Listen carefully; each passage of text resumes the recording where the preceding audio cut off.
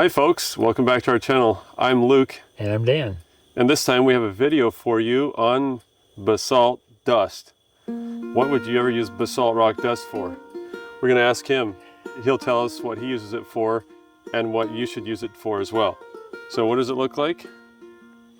Looks like that. Really fine dust. Yeah, we're gonna also talk about what its NPK value is, what it's made from, when to use it, what kind of plants you would use it on, how you'd use it in your garden, how to tell when you might need to use it, and details like that. So let's get to it. All right, let's do it. Dad, can you tell folks what and how to use basalt dust? Well, it's just a mineral. It has lots of minerals in it, so it's not just a mineral. And so I use it mainly just to increase your mineral content in your soil. If you feel like your things are just not, they're missing something, they could be better. Just put some rock dust in. There's different kinds of rock dust. Dad says, well, if you think you might, if you just feel like it might be lacking, well, most people are like, okay, I'm going to go out in my garden, I'm going to try to feel if my plant's lacking something. But can you explain maybe a little bit what they're supposed to feel when they go out into their garden? I kind of feel this vibration. No. The paramagnetic value of it just doesn't get to you quite as much. No, really. On a more serious side, does it actually have an NPK value? Not that I know of. At least I don't use it for that at all. I've never seen it on a bag, so I don't think so. It's just a mineral supplement. Okay. So, how would you know when to use it, or what do you look for? Use it anytime. Your soil is never going to be so mineralized usually that you can use it, get some benefit from it. So I use it on pretty much everything.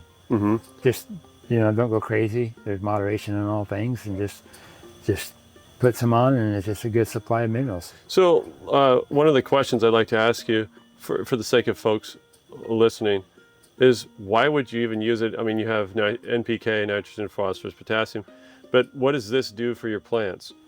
Well, it just makes it a whole lot healthier. It has better vitality, the plant would. Well, doesn't it make the mineral content in the plant higher? But what about structure of the cellulose or stem strength and all that stuff? Does it have anything to do with that? Yeah, oh yeah, like silica.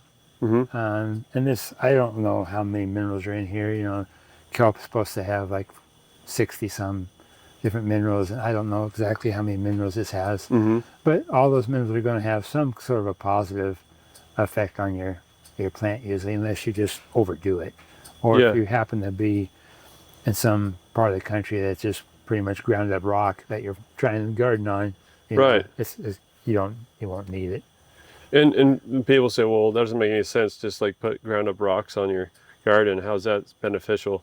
So, in your understanding, what is it actually doing? Are you feeding the microbes with the minerals, or the plant more, or what's the process that's happening actually in the soil? Feeding everything, all that above is just going to be benefited from it. And I can't say that I know precisely what everything is, how it affects everything. Yes. But it's just a good kind of a tonic. You just put it on there, and it just is a positive influence on everything. So I still haven't got the answer out of you how you actually tell when you need it, because you just said you feel vibration before. No, I was kidding.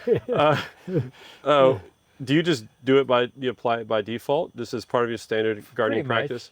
Yeah, that some areas of the country, like say, are low in selenium. You can find a map online that shows kind of the area where you're low in certain minerals. Yeah, and then you can assume that, hey, this will be better to bump those up a little bit and apply some of those. So your test, you can send a soil test in, and they won't test for all the minerals that are in here, because there might be 40, 50, 60 minerals in there, and they're not going to test for all that stuff.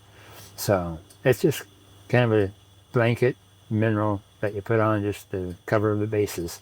Okay, so that leads to how much do you apply? Yeah, you can just kind of sprinkle it around.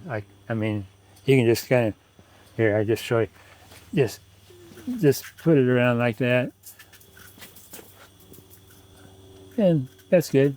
Just a little bit like that, and just kind of work that in. Doesn't take much. And when would you apply it? Oh, you can apply that anytime, because that's not going to leach out. It's going to be there for a long time. Okay. So you can plant that, put it anytime, fall or winter, or it spring. doesn't make any difference. Uh-huh. Okay. So, Is there any times that you would definitely not use it in, or not, because you just mentioned maybe when you have too much minerals? if you had a soil test that showed that you're just way over this ideal range for a certain mineral or minerals in general, then just don't, you won't need it. Do you just apply it over your whole bed, or right around the plants, or right down the middle of the row? The whole bed, because your roots are going to pretty much go everywhere in your whole garden.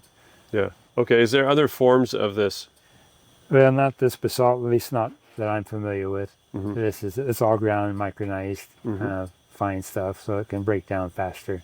Yeah, and of course, all this information would be useless if you didn't know where to buy it. If you couldn't even get it, then what's the point of talking about it? Go to Sutherland Organics with an X.com, and we have it there, and we can ship it to you, and it'd be help to you and help to us as well.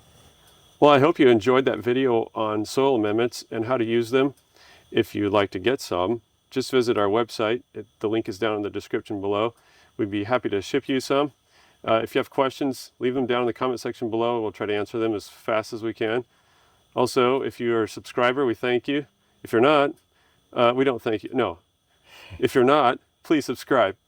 And we'd really appreciate that. It helps us to grow as a channel and expand our efforts and everything. So always remember, Jesus said, I am the way, the truth, and the life. No man cometh unto the Father but by me.